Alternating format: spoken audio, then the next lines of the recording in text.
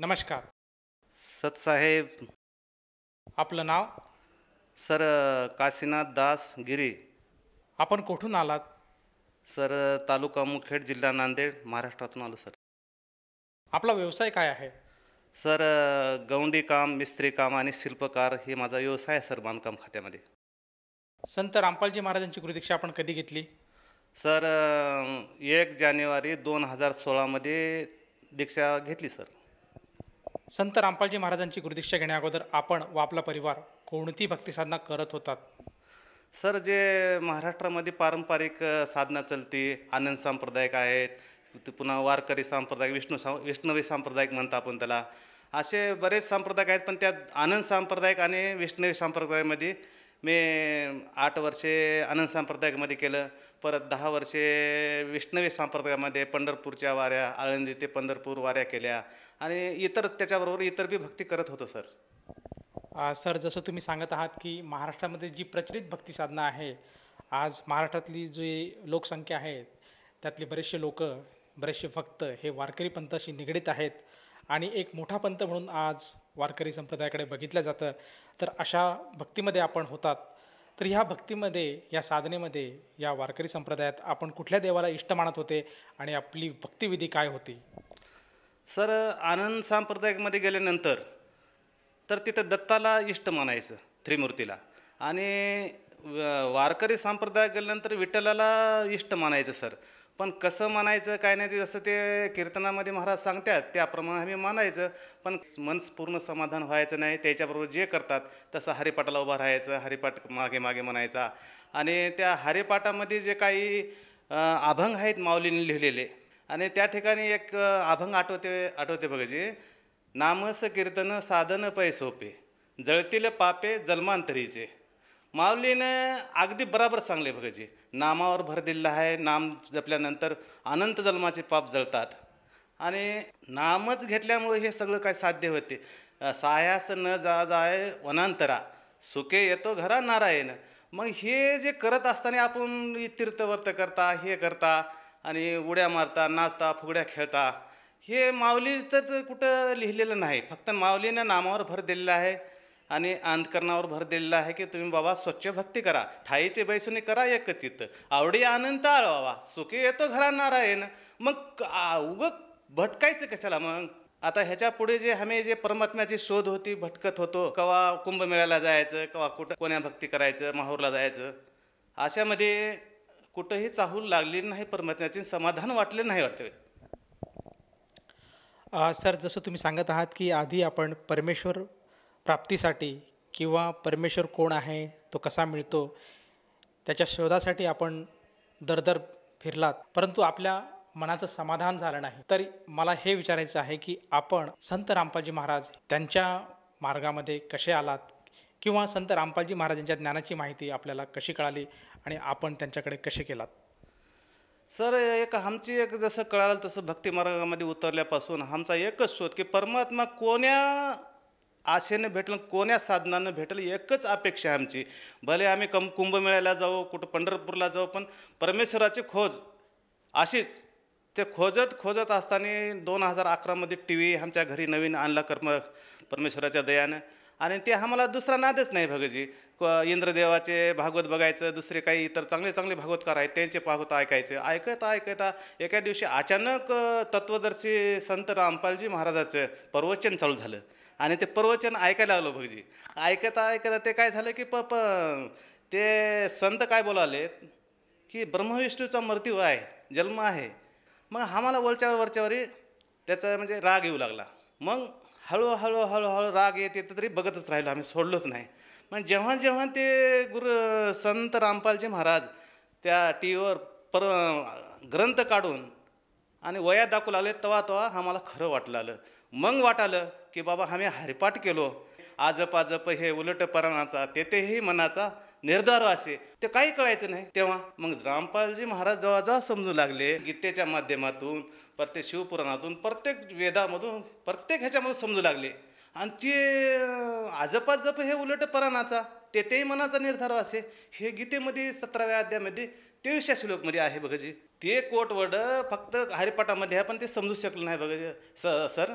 आणि पुन्हा हळूहळू तत्वदर्शी संत रामपालजी महाराजाला समजून दिले आणि परमात्म्याचा रस्ता आणि परमात्म्याची खोज ह्या संत रामपालजी महाराजांनी आम्हाला दाखवून दिले आहे. आणि आम्ही आता जे काही आम्हाला शोध होता शोधायचा, परमेश्वर कुठं भेटतो, कसा राहतो, कुठे राहतो, तर तत्वदर्शी संत रामपालजी महाराज आम्हाला भेटले आणि आम्हाला परमेश्वराची भेट घालून दिली आणि आम्ही धन्य झालो. ह्याच्यामधून आता कसल्याच प्रकारची आम्हाला कुठं भटकायची आशा नाही आणि कुठं जायची आशा नाही. सद्गुरू भेटे इच्छा मिटे अशी आमची अवस्था झालेली आहे. मग ते टी व्हीच्या माध्यमातून रामपालजी महाराजाचे प्रवचन ऐकलं, डोक्यामध्ये बसलं, तरी मी परत ग्रंथ माझे गुरुजींनी तत्वदर्शी संत रामपालजी महाराज काढले तसं मी स्वतः ग्रंथ आणले काही आणि त्याला जुळवून बघितलं. तर मग तत्वदर्शी रामपालजी महाराजाचे एकदम खरं, एकदम हृदयाला शब्द लागाले. आणि मी त्या दिवशीच विचार केला की 2011पासून कमीत कमी 13पर्यंत मी अभ्यास केला आणि 13ला माझ्या हातात ज्ञानगंगा पडली आणि नामदीक्षा घेण्याचा प्रयत्न केला. 2014मध्ये बरवाला कांड घडला आणि माझं दुर्दैव मी विस्कळीत होऊन गेलो आणि मला कुठलाही पत्ता लागला नाही. 2 वर्षे सारखं मी एखादी आयरा वैरा गैरा वनानं फिरू लागलो अंधकरणानं आणि माझी सतत मी 4-2 दिवसाला रडायचं, परमात्मा कशी भेट होईल, कुठं येऊ, कसा येऊ. मी 8 दिवसांना अगोदर रडलो, परमात्मा, हे परमात्मा तुम्ही काही करा, भेट द्या एक बार चरणाला. मी चुकलो, मी बोलल्यात मी आलो नाही, स्वप्नामध्ये आले लेकरा तुम्ही घाबरू नको, मी येणार, तुला घेतो चरणात घेतो, घाबरू नको म्हणले की मला थोडं बरं वाटलं की 8-10 दिवसानं 15 दिवसानं अचानकच मला टी व्हीवर कार्यक्रम दिसला आणि ते नंबर भेटला की लगेच मी सावरलो. आता नाही सोडणार, मी आता सोडणारच नाही. मग ते नंबर घेऊन मी फोन लावला. 1 जानेवारी 2016ला प्रथम नामदीक्षा दिली बघायची. सर, जसं तुम्ही सांगत आहात की परमेश्वर प्राप्तीसाठी आपल्या अंतःकरणातून पुकार केला आपण आणि संत रामपालजी महाराजांचे सत्संगसुद्धा आपण ऐकले होते, परंतु काही कारणास्तव आपल्याला संत रामपालजी महाराजांची भक्ती ही मिळत नव्हती आणि त्यासाठी आपला आत्मा हा तडफडत होता. अंतःकरणातून आपण पुकार केली आणि शेवटी संत रामपालजी महाराजांनी आपलं ऐकलं आणि तुम्हाला संत रामपालजी महाराजांनी आपल्या शरणात घेतलं. तर जेव्हा संत रामपालजी महाराजांनी आपल्याला जो गुरुमंत्र दिला, त्या गुरुमंत्राच्या जोरावर, त्या साधनेमुळे आपल्याला व आपल्या परिवाराला काय काय लाभ प्राप्त झालेत? सर, मंत्र भेटला तसा माझं तर जीव समाधान झाला आणि घरामध्ये सुख शांती वाढली आणि खरी भक्ती होऊ लागली. आणि माझं जे तरपड होती पळायची, इकडं पळ तिकडं पळ, ह्या देवाकडं पळ, ते पण माझं पळायचं बंद झालं. आणि मी संत रामपालजी महाराज सांगल्याप्रमाणे सेवा करू लागलो, टायमिंगनुसार करायला. नंतर माझ्या कामामध्ये सुद्धा व्यवस्थित काम चालू लागलं. आणि माझी जे व्यसनाची व्यसन होतं, दोस्तामित्रासंग पार्ट्या करायचं, ते होतं, ते आम्ही बंद केलं भगजी. आणि तेव्हापासून आमच्या घरामध्ये सुखदायी सर्व काही समाधान झालं भगजी. आतापर्यंत एवढं फिरलं तर मला कुठंही कमी पडलं नाही. आज माझी एक मुलगी होती, तिला म्हणलं की बाबा मुलगी अशी जवळ द्यायची की एकदम जवळच, दोघा जावायचा आणि सासऱ्याचा बाजार एक व्हावं. तर परमात्म्यानं असं जे केलं की लाईट तर एक, बाजार एक, सगळं शेजारच्याच गावात चांगला मुलगा भेटला, इंजिनियर आहे ते, आणि त्या मुलीचं पण कल्याण झालं. ही मागणी होती तर ते मला मनपूर्वक समाधान झालं. आणि दुसरे लाभ जे आहेत, मुलाचे जे काही साधन पाहिजे होतं, गाड्या घोड्या काय पाहिजे, परमेश्वरानं मला 4 व्हीलर गाडी 3 व्हीलर गाडी दोन्ही पोराला साधन कमवून खाण्याचं दिलेलं आहे आणि सुख समाधानानं चालत आहोत. सर, या व्यतिरिक्त आणखीन काही लाभ प्राप्त झालेत का? सर, मला मूतखड्याचा त्रास आहे, शुगरचा त्रास आहे. आणि मी मूतखड्यासाठी 2012मध्ये गुरुजीचं फक्त माहिती भेटली होती, प्रवचन ऐकत होतो, पण मी विश्वास दृढ झाला होता माझ्या गुरुजीवर, तत्वदर्शी रामपालजी महाराजावर. आणि दीक्षा पण घेतली नव्हती, पण विश्वास. मग मी मूतखड्यासाठी दवाखान्यात गेलो. डॉक्टरने टेबलवर नेलं मला ऑपरेशन करण्यासाठी. मग मी काय म्हणलं, बाबा मी काय ऑपरेशन करू शकत नाही आणि आर्थिक परिस्थिती डाऊन आहे, बघू नंतर म्हणून टेबलहून कसा बसा काय ते निमित्त करून बाजूला निघालो. आणि आज 2012मध्येची गोष्ट आहे ना, आज 23 आहे. 11 वर्षापूर्वी माझं ऑपरेशनची वेळ आली होती, ते पण ऑपरेशन टळलेलं आहे. आणि दुसरी शुगर मला 10 वर्षापासून आहे, पण आता कालचा रिपोर्ट आहे 150चा. फक्त आता रिपोर्ट समजत असेल तुम्हाला, मग 150मध्ये नॉर्मल, एकदम नॉर्मल. गुरुजी व्यवस्थित भक्ती व्यवस्थित आम्ही करता, गुरुजीवर भरोसा ठेवता, सगळं व्यवस्थित आहे.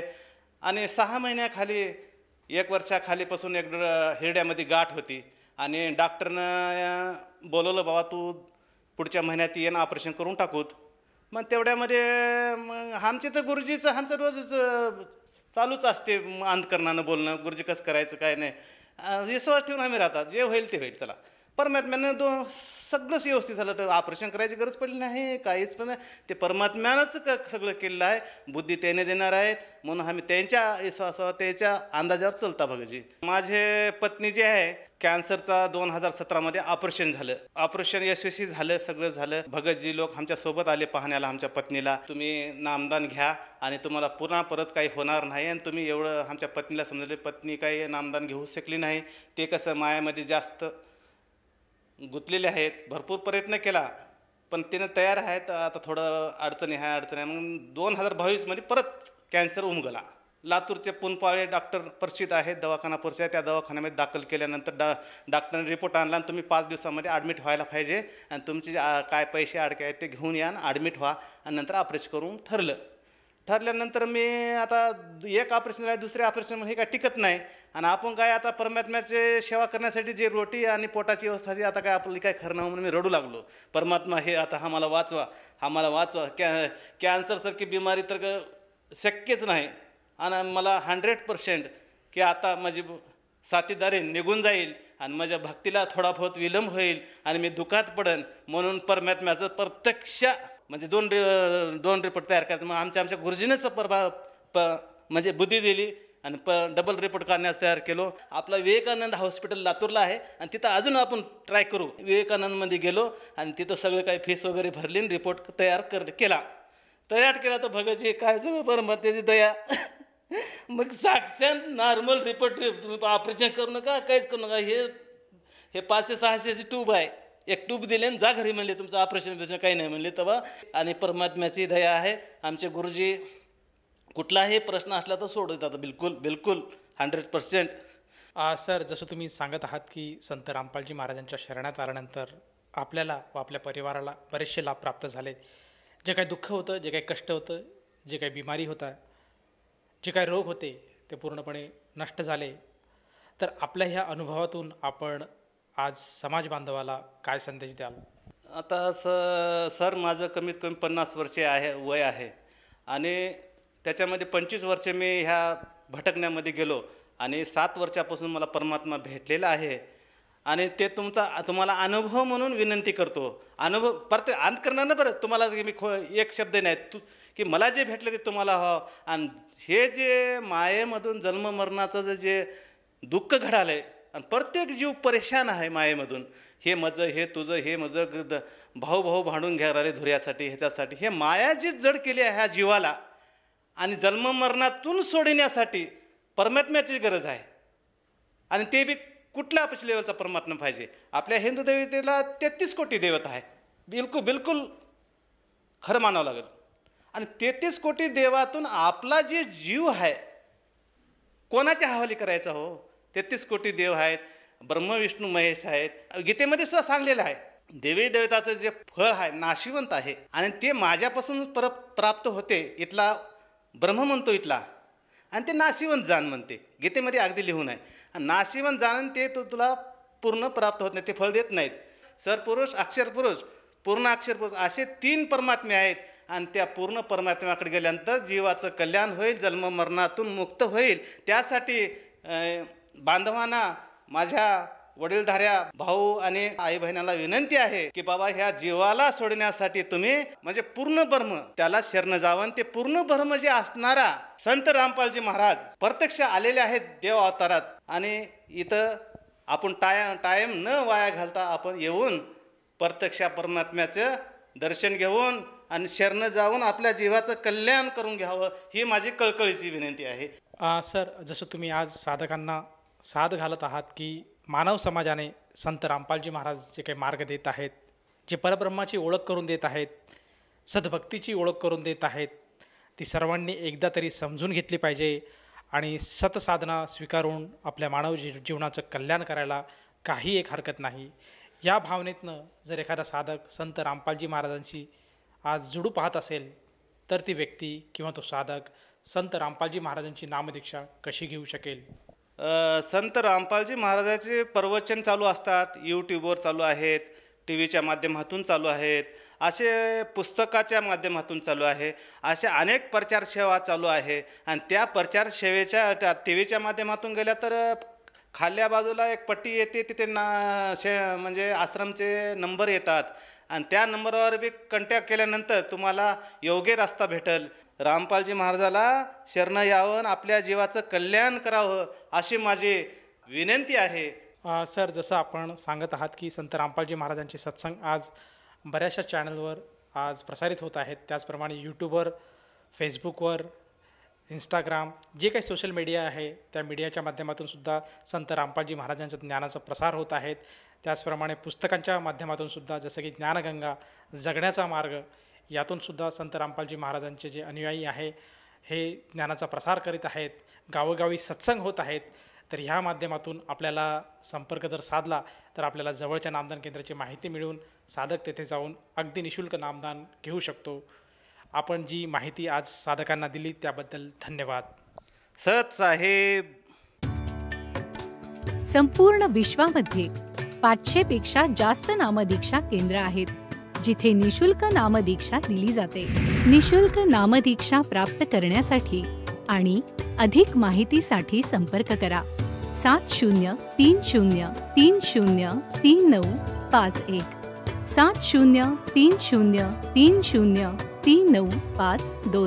अद्वितीय आध्यात्मिक ज्ञान वाचण्यासाठी, पाहण्यासाठी आणि ऐकण्यासाठी संत रामपालजी महाराज ॲप अवश्य डाउनलोड करा किंवा आमची वेबसाईट www.jagatgururampalji.org वर विजिट करा.